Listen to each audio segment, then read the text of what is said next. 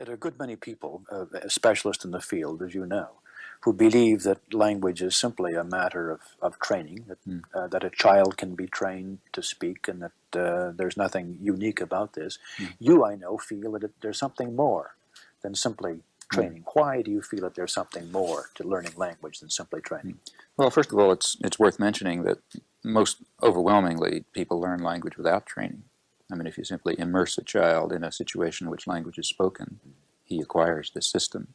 But it's more than a response to the stimuli of the person around him speaking? Well, the most obvious and sort of gross fact about language, which shows that, I think, is the innovative, creative character of it.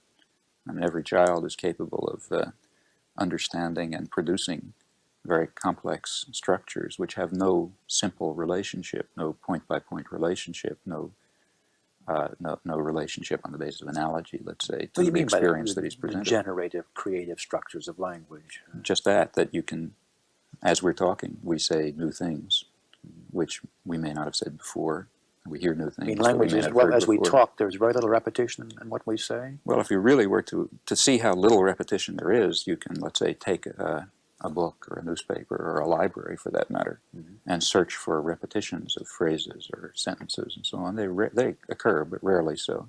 I mean, there are particular subparts of language, say greetings or conventional utterances of one sort or another, that do repeat frequently, but these are incidentally often marginal in their structure. For example, a sentence like "How do you do?" has a structure which is, in fact, unique. It's not the structure of any English sentence. And we don't create new sentences of that type. That's just a ritualized utterance. Yeah. But most of our linguistic interchange is, in fact, highly innovative. And of course, it's not just random. I mean, it's innovative, but somehow appropriate to situations. It doesn't necessarily follow the rules that we were all taught in school of a subject and a predicate or a noun and a verb. I mean, I would have the impression that somehow in my schooling I was taught to do what it is that I do now. Yeah, well, people have that impression, but the reason is that the actual rules of language, which certainly are not taught in school, because in fact nobody even knows them to this day, are totally unconscious. I mean, what you're taught in school is some relatively superficial set of generalizations about some of the products. Are they important? Is it important to know that? Well, I think it'd be important to know it, but the point that has to be stressed is that first of all, that everyone knows, speaks a language very fluently and a very rich language before he ever goes to school. And furthermore, even if you wanted to teach somebody the rules of language, you wouldn't be able to do it because the rules are largely unknown. We're just barely beginning to discover them. It seems to us that there's no problem in speaking, just as it seems to us that there's no problem in, let's say, walking.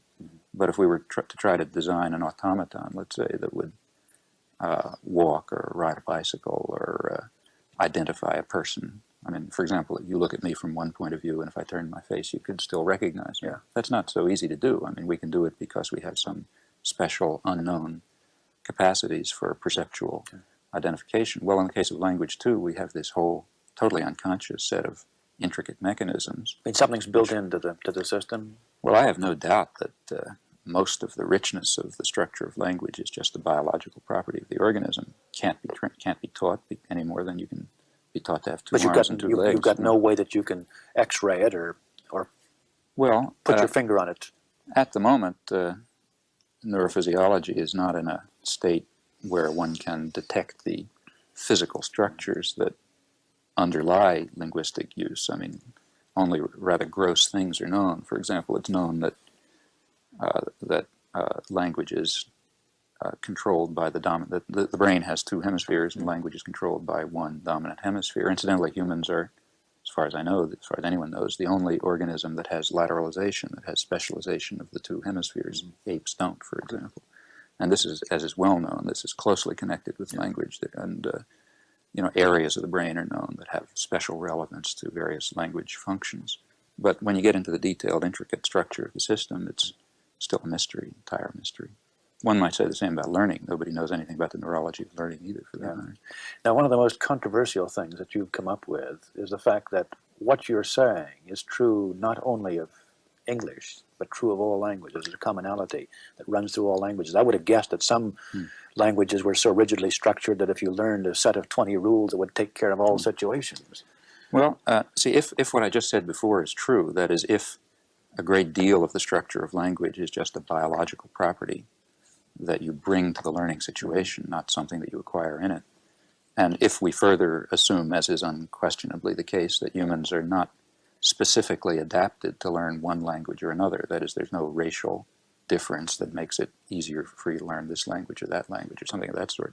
From those two assumptions alone, it follows that all languages are going to be essentially uniform in that part of their structure, which is biologically determined.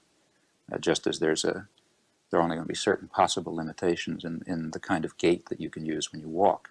And you can't fly, you know. No human being's going to fly. We're all going to walk. We may walk in slightly different ways, and these may be culturally determined in part, and so on.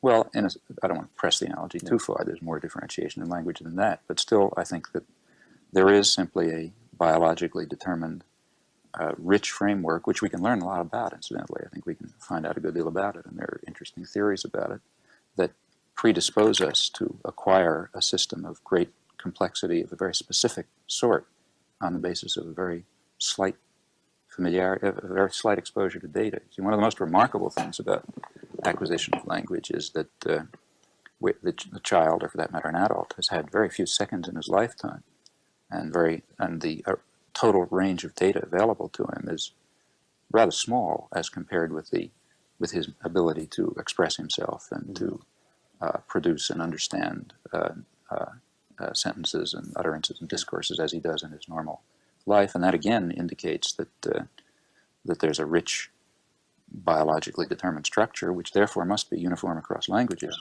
Now, as far to get back to your original point, you know, whether there are languages with a small number of rules that would suffice to explain everything, certainly nothing of that sort is known. I mean, insofar as languages have been carefully studied, living languages at least, they seem basically they do differ. I mean, you know, one language is not another language, but they don't differ as far as we know. There still is this creative aspect in all languages. Well, that is generated. that's absolutely universal. That's just a human property. I mean, which is true of every language.